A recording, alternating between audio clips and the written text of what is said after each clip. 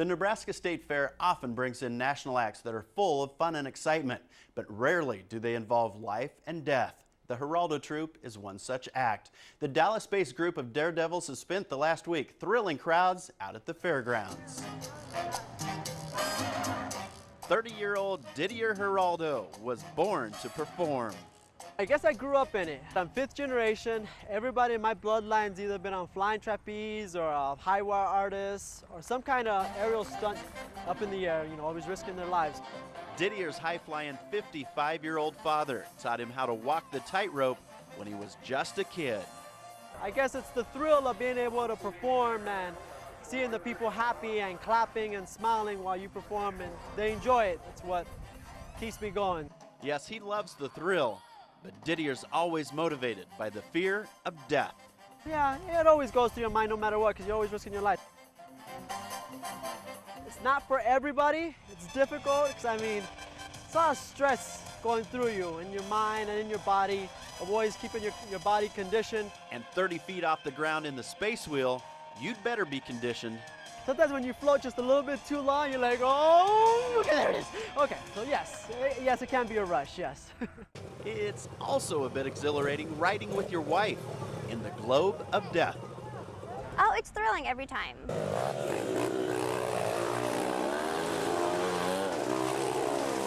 Since I was 8 years old, I've been doing this, and thank God, knock on wood, I'm still walking and still enjoying this every day of my life. So. Didier Geraldo says he just loves life on the road, and he better. He and his troupe are traveling 10 months of the year, and they perform a staggering 600 shows annually. Well, if you've got an idea for the next entry into my journal, please feel free to pass it on. I look forward to hearing from you.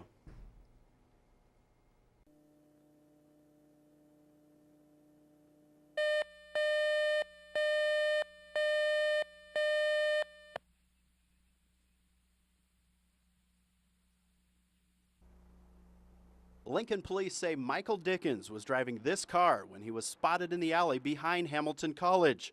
Police say Dickens confronted his former girlfriend. He stopped his vehicle, stepped out of the vehicle, pointed a handgun in her direction. She was able to duck down and get away. Dickens left that area before the police got there. But minutes before his car ended up here, police say he called 911, claiming he was suicidal. Police found Dickens and there was a short pursuit until they were able to flatten the tires at the corner of 27th and Capitol Parkway. He fled his vehicle and gained access into the rear of 2735 E Street by breaking a window. At that particular point in time, he was somewhat despondent as we continued to talk with him, threatened to take his own life, asked the police to wind up shooting him on several occasions. How did it make you feel with all these guns out here? Scary.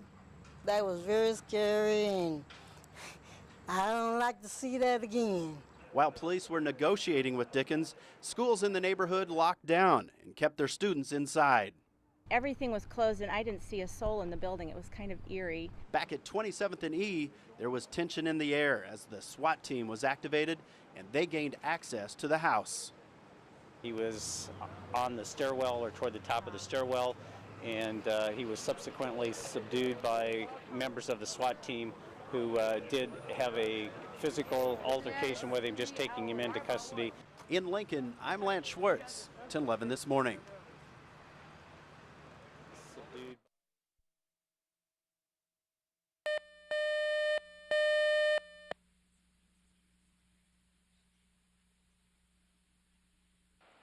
It's Hollywood, California, and the Husker Nation has traveled west, and they are already making their presence known in the City of Angels.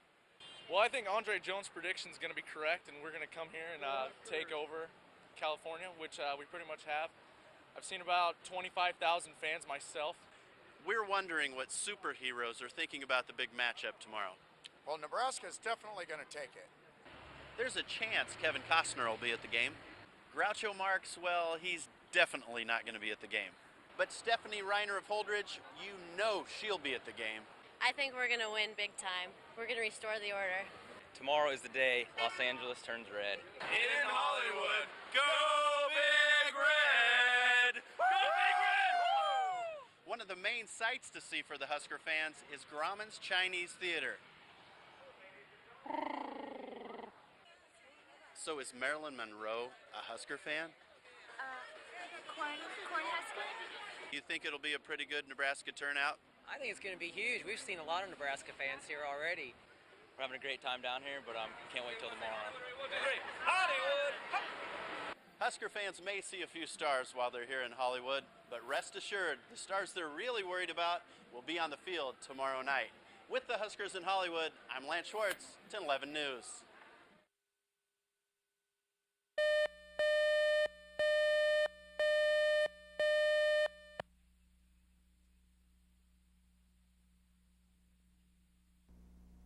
Gertrude Johnson is one amazing lady. Not only is she incredibly active for a person on the doorstep of her 93rd birthday, but she's also been making quilts for her church at a miraculous pace. Around Franklin, she's simply known as the Quilt Lady.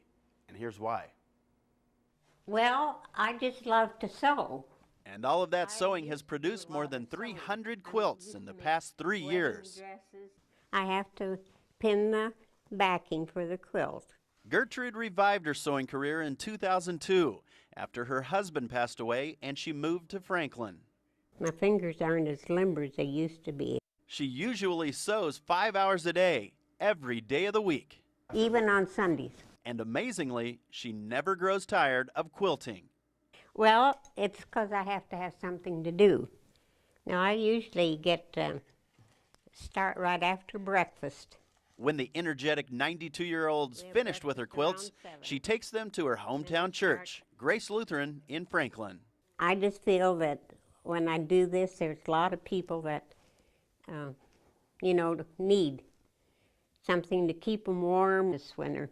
Sometimes Gertrude gets so caught up in her quilting. A lot of times at night I lay in bed and wondering if I can make a different design quilt, so I don't have to make all blocks, And this one I dreamt up by myself. And just what does she think about during all of those hours she spends sewing? What are we going to have to eat for dinner or for supper? Some people might wonder why Gertrude keeps on making over 100 quilts a year.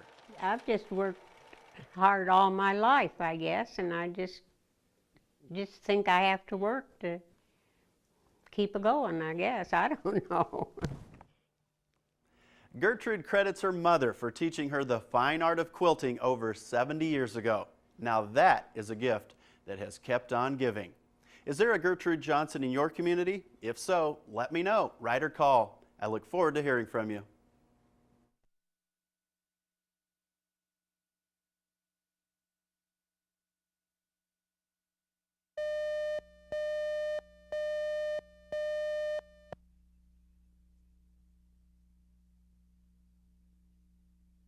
Mick Ashman is one proud papa. 10 years ago, his imagination gave birth to what is now known as Mick D'Angelo's pasta sauce. After years of perfecting his recipe, Mick finally stirred up a winner. And now it has become a family affair in Firth. Mick's two boys are joining in, and together they hope to take their secret sauce to the masses. I love to cook. I've been in the restaurant business for quite a long time. And it's that love of cooking that led to the recipe, now owned by Mick's son, David. All you gotta do is crack open a jar and give them a taste. And David and his brother Matt cook up more than 1,000 gallons a month. Good. It's the unique flavor of it. It's a slightly sweet sauce. It's got a nice, full, rich flavor to it, and I think that's what sets it apart. I think we're just a step away from it exploding through nationwide, and that's our goal, is to get it nationwide one day. Big dreams for small-town sauce makers, but they feel their flavor will win them customers across the country. It's kind of funny when they're taste testing it to watch the face, because their facial expressions show everything, They'll kind of look at it, taste it, and you see their eyebrows raise, and then you know they like it. The Pasta Kitchen is just part of the Ashman family's booming business ventures. Right next door is their convenience store and Papa D's Pizzeria. We enjoy each other. I mean, there's times we argue, but there's also, mostly we kid around with each other. And when you're working 14-hour days, 6 days a week, it's really nice to be around family. We're a tight-knit family, and we just like to hang out with each other. And together, they plan to put Firth on the map. Hopefully one day, but everybody can say, oh, I know where Firth's at. That's where that sauce is made. In the past year and a half, the circulation of the sauce has grown from 70 stores to 300 stores throughout the Midwest. Well, do you have someone or something you'd like to spotlight in Lance's Journal? If so, let me know. Write or call. I look forward to hearing from you.